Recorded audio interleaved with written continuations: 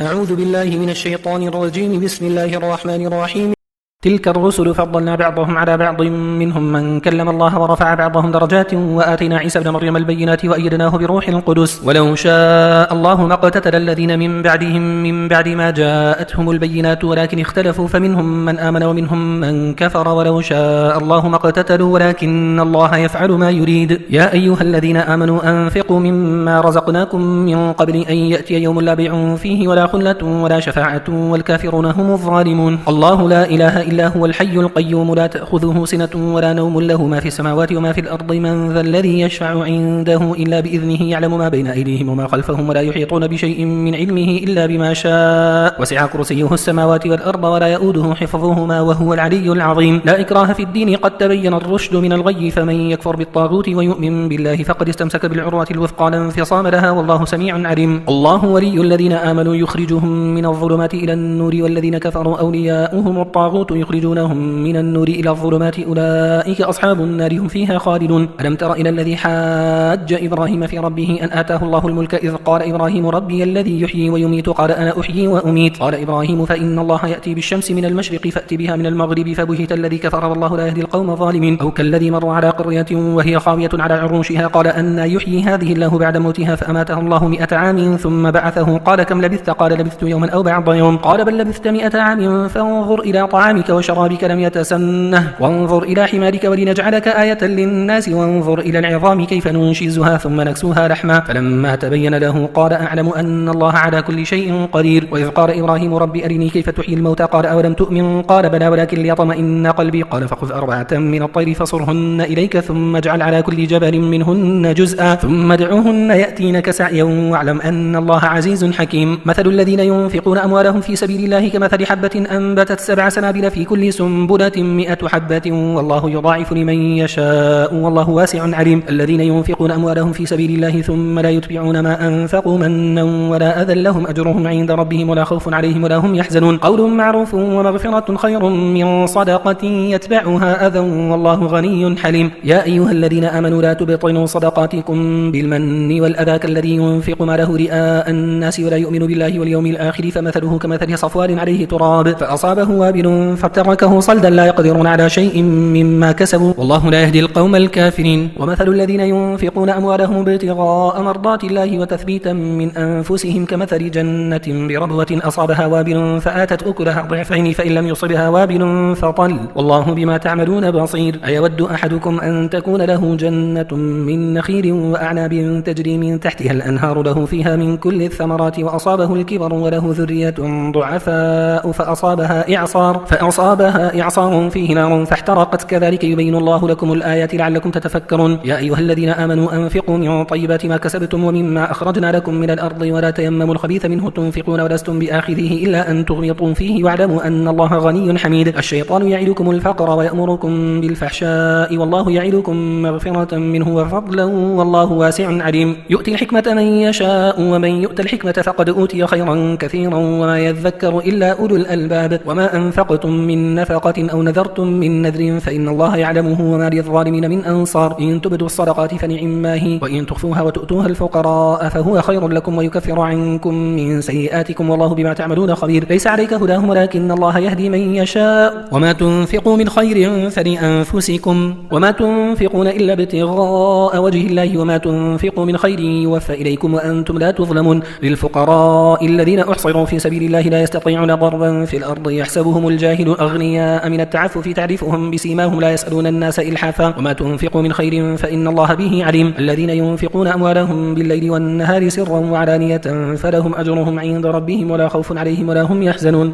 الذين يأكلون الربا لا يقومون إلا كما يقوم الذي يتخبطه الشيطان من المس ذلك بأنهم قالوا إنما البيع مثل الربا وأحل الله البيع وحرم الربا فمن جاءه موعظة من ربه فانتهى فله ما سلف وأمره إلى الله ومن عاد فأولئك أصحاب النار هم فيها خالدون. يمحق الله الربا ويربي الصدقات والله لا يحب كل كفار أثيم. إن الذين آمنوا وعملوا الصالحات وأقاموا الصلاة وآتوا الزكاة لهم أجرهم عند ربهم ولا خوف عليهم ولا هم يحزنون. يا أيها الذين آمنوا اتقوا الله وذروا ما بقي من الربا إن كنتم مؤمنين فإن لم تفعلوا فأذنوا بحرب من الله ورسوله وإن تبتم فلكم رؤوس أموالكم لا تظلمون ولا تظلمون وإن كان ذو عسرة فنظرة إلى ميسرة وأن تصدقوا خير لكم إن كنتم تعلمون واتقوا يوما ترجعون فيه إلى الله ثم توفى كل نفس ما كسبت وهم لا يظلمون يا أيها الذين آمنوا إذا تداينتم بدين إلى أجل مسمى فاكتبوه وليكتب بينكم كاتب بالعدل ولا يأبى كاتب أن يكتب كما علمه الله فليكتب وليملل الذي عليه الحق وليتق الله ربه ولا يبخس منه شيئا فإن كان الذي عليه الحق سفيها أو ضعيفا أو لا يستطيع أن يمل هو فليملل وليه بالعدل واستشهدوا شهيدين من رجالكم فإن لم يكونا رجلين فرجل وامرأتان ممن ترضون من الشهداء أن تضل إحداهما فتذكر إحداهما الأخرى ولا يأبى الشهداء إذا ما دعوا ولا تسأموا أن تكتبوه صغيرا أو كبيرا إلى أجله ذلكم أقسط عند الله وأقوم للشهادة وأدنى ألا ترتابوا إلا أن تكون تجارة حاضرة تديرونها بينكم فليس عليكم جناح ألا تكتبوها وأشهدوا إذا تبايعتم ولا يضار كاتب ولا شهيد وإن تفعلوا فإنه فسوق بكم واتقوا الله ويعلمكم الله والله بكل شيء عليم وإن كنتم على سفر ولم تجدوا كاتبا فرهان مقبوضة فإن أمن بعضكم بعضا فليؤدي الذي اؤتمن أمانته وليتق الله ربه ولا تكتموا الشهادة ومن يكتمها فإنه آثم قلبه والله بما تعملون عليم لله ما في السماوات وما في الأرض وإن تبدوا ما في أنفسكم أو تخفوه يحاسبكم به الله فيغفر لمن يشاء ويعذب من يشاء والله على كل شيء قدير آمن الرسول بما أنزل إليه من ربه والمؤمنون كل آمن بالله وملائكته وكتبه ورسله لا نفرق بين أحد من رسله وقالوا سمعنا وأطعنا غفرانك ربنا وإليك المصير لا يكلف الله نفسا إلا وسعها لها ما كسبت وعليها ما اكتسبت ربنا لا تؤاخذنا إن نسينا أو أخطأنا ربنا ولا تحمل علينا إصرا كما حملته على الذين من قبلنا ربنا ولا تحملنا ما لا طاقة لنا به واعف عنا واغفر لنا وارحمنا أنت مولانا فانصرنا على القوم الكافرين بسم الله الرحمن الرحيم ألف لام ميم الله لا إله إلا هو الحي القيوم نزل عليك الكتاب بالحق مصدقا لما بين يديه وأنزل التوراة والإنجيل من قبل هدى للناس وأنزل الفرقان إن الذين كفروا بآيات الله لهم عذاب شديد والله عزيز ذو انتقام إن الله لا يخفى عليه شيء في الأرض ولا في السماء هو الذي يصوركم في الأرحام كيف يشاء لا إله إلا هو العزيز الحكيم هو الذي أنزل عليك الكتاب منه آيات محكمات هن أم الكتاب وأخر متشابهات فأما الذين في قلوبهم زيغ فيتبعون ما تشابه منه ابتغاء الفتنة وابتغاء تأويله وما يعلم تأويله إلا الله والراسخون في العلم يقولون آمنا به كل من عند ربنا وما يذكر إلا أولو الألباب ربنا لا تزغ قلوبنا بعد إذ هديتنا وهب لنا من لدنك رحمة إنك أنت الوهاب ربنا إنك جامع الناس ليوم لا ريب فيه إن الله لا يخلف الميعاد إن الذين كفروا لن تغني عنهم أموالهم ولا أولادهم من الله شيئا وأولئك هم وقود النار كدأب آل فرعون والذين من قبلهم كذبوا بآياتنا فأخذهم الله بذنوبهم والله شديد العقاب قل للذين كفروا ستغلبون وتحشرون إلى جهنم وبئس المهاد قد كان لكم آية في فئتين التقتا فئة تقاتل في سبيل الله وأخرى كافرة يرونهم مثليهم رأي العين والله يؤيد بنصره من يشاء إن في ذلك لعبرة لأولي الأبصار زين للناس حب الشهوات من النساء والبنين والقناطير المقنطرة من الذهب والفضة والخيل المسومة والأنعام والحرث ذلك متاع الحياة الدنيا والله عنده حسن المآب قل أنبئكم بخير من ذلكم للذين اتقوا عند ربهم جنات تجري من تحتها الأنهار خالدين فيها وأزواج مطهرة ورضوان من الله والله بصير بالعباد الذين يقولون ربنا إننا آمنا فاغفر لنا ذنوبنا وقنا عذاب النار الصابرين والصادقين والقانتين والمنفقين والمستغفرين بالأسحار شهد الله أنه لا إله إلا هو والملائكة وأولو العلم قائما بالقسط لا إله إلا هو العزيز الحكيم إن الدين عند الله الإسلام وما اختلف الذين أوتوا الكتاب إلا من بعد ما جاءهم العلم بغيا بينهم ومن يكفر بآيات الله فإن الله سريع الحساب فإن حاجوك فقل أسلمت وجهي لله ومن اتبعني وقل للذين أوتوا الكتاب والأميين أأسلمتم فإن أسلموا فقد اهتدوا وإن تولوا فإنما عليك البلاغ والله بصير بالعباد إن الذين يكفرون بآيات الله ويقتلون النبيين بغير حق ويقتلون الذين يأمرون بالقسط من الناس فبشرهم بعذاب أليم. أولئك الذين حبطت أعمالهم في الدنيا والآخرة وما لهم من ناصرين. ألم تر إلى الذين أوتوا نصيبا من الكتاب يدعون إلى كتاب الله ليحكم بينهم ثم يتولى فريق منهم وهم معرضون. ذلك بأنهم قالوا لن تمسنا النار إلا أياما معدودات وغرهم في دينهم ما كانوا يفترون. فكيف إذا جمعناهم ليوم لا ريب فيه ووفيت كل نفس ما كسبت وهم لا يظلمون. قل اللهم مالك الملك تؤتي الملك من تشاء وتنزع الملك ممن تشاء وتعز من تشاء وتذل من تشاء بيدك الخير إنك على كل شيء قدير. تولج الليل في النهار وتولج النهار في الليل وتخرج الحي من الميت وتخرج الميت من الحي وترزق من تشاء بغير حساب. لا يتخذ المؤمنون الكافرين أولياء من دون المؤمنين ومن يفعل ذلك فليس من الله في شيء إلا أن تتقوا منهم تقاه ويحذركم الله نفسه وإلى الله المصير. قل إن تخفوا ما في صدوركم أو تبدوه يعلمه الله ويعلم ما في السماوات وما في الأرض والله على كل شيء قدير. يوم تجد كل نفس ما عملت من خير محضرا وما عملت من سوء تود لو أن بينها وبينه أمدا بعيدا ويحذركم الله نفسه والله رؤوف بالعباد. قل إن كنتم تحبون الله فاتبعوني يحببكم الله ويغفر لكم ذنوبكم والله غفور رحيم. قل أطيعوا الله والرسول فإن تولوا فإن الله لا يحب الكافرين. إن الله اصطفى آدم ونوحا وآل إبراهيم وآل عمران على العالمين ذرية بعضها من بعض والله سميع عليم. إذ قالت امرأة عمران ربي إني نذرت لك ما في بطني محررا فتقبل مني إنك أنت السميع العليم. فلما وضعتها قالت ربي إني وضعتها أنثى والله أعلم بما وضعت وليس الذكر كالأنثى وإني سميتها مريم وإني أعيذها بك وذريتها من الشيطان الرجيم. فتقبلها ربها بقبول حسن وأنبتها نباتا حسنا وكفلها زكريا كلما دخل عليها زكريا المحراب وجد عندها رزقا قال يا مريم أنى لك هذا قالت هو من عند الله إن الله يرزق من يشاء بغير حساب. هنالك دعا زكريا ربه قال رب هب لي من لدنك ذرية طيبة إنك سميع الدعاء. فنادته الملائكة وهو قائم يصلي في المحراب أن الله يبشرك بيحيى مصدقا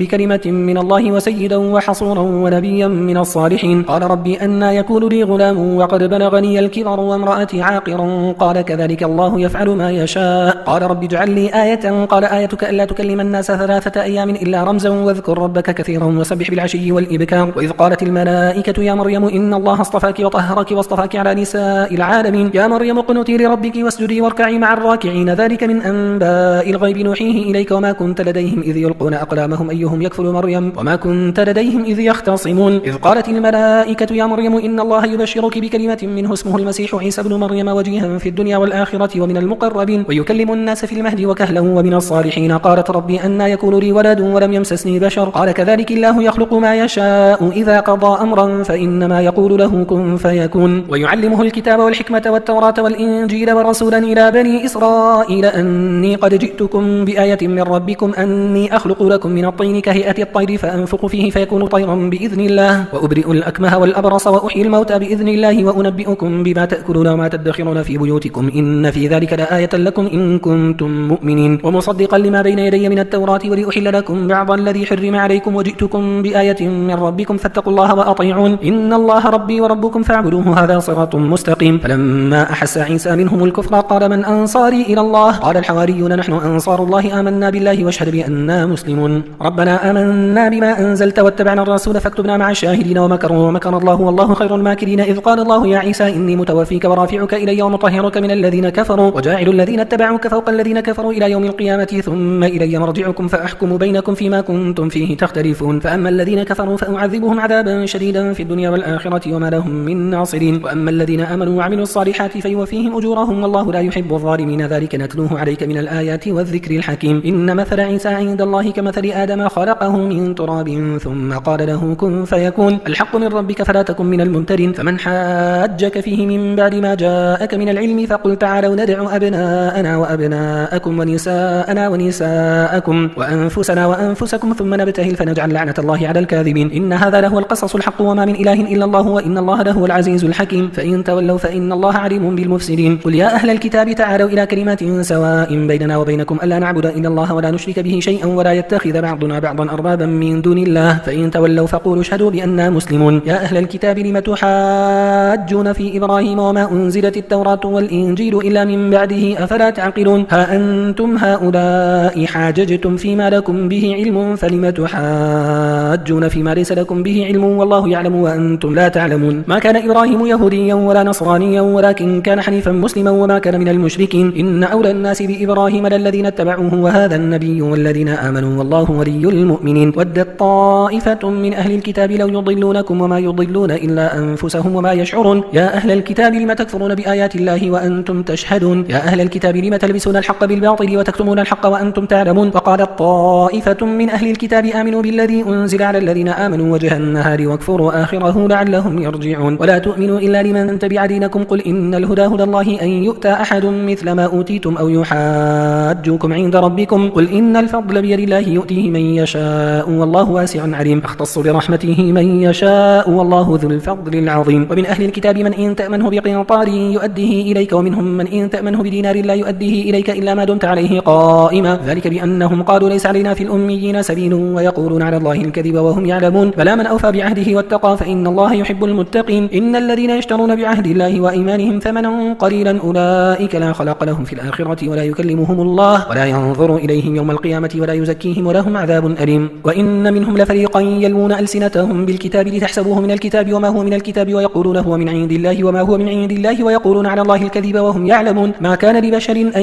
يؤتيه الله الكتاب والحكم والنبوة ثم يقول للناس كونوا عبادا لي من دون الله ولكن كونوا ربانيين بما كنتم تعلمون الكتاب وبما كنتم تدرسون ولا يأمركم أن تتخذوا الملائكة والنبيين أربابا أيأمركم بالكفر بعد إذ أنتم مسلمون وإذ أخذ الله ميثاق النبيين لما آتيتكم من كتاب وحكمة ثم جاءكم رسول مصدق لما معكم لتؤمنن به ولا تنصرنه قال أأقررتم وأخذتم على ذلكم إصري قالوا أقررنا قال فاشهدوا وأنا معكم من الشاهدين فمن تولى بعد ذلك فأولئك هم الفاسقون أفغير دين الله يبغون وله أسلم من في السماوات والأرض طوعا وكرها وإليه يرجعون قل آمنا بالله وما أنزل علينا وما أنزل على إبراهيم وإسماعيل وإسحاق ويعقوب والأسباط وما أوتي موسى وعيسى والنبيون من ربهم لا نفرق بين أحد منهم ونحن له مسلمون ومن يبتغي غير الإسلام دينا فلن يقبل منه وهو في الآخرة من الخاسرين كيف يهدي الله قوما كفروا بعد إيمانهم وشهدوا أن الرسول حق وجاءهم البينات والله لا يهدي القوم الظالمين أولئك جزاؤهم أن عليهم لعنة الله والملائكة والناس أجمعين خالدين فيها لا يخفف عنهم العذاب ولا هم ينظرون إلا الذين تابوا من بعد ذلك وأصلحوا فإن الله غفور رحيم إن الذين كفروا بعد إيمانهم ثم ازدادوا كفرا لن تقبل توبتهم وأولئك هم الضالون إن الذين كفروا وماتوا وهم كفار فلن يقبل من أحدهم ملء الأرض ذهبا ولو افتدى به أولئك لهم عذاب أليم وما لهم من ناصرين لن تنالوا البر حتى تنفقوا مما تحبون وما تنفقوا من شيء فإن الله به عليم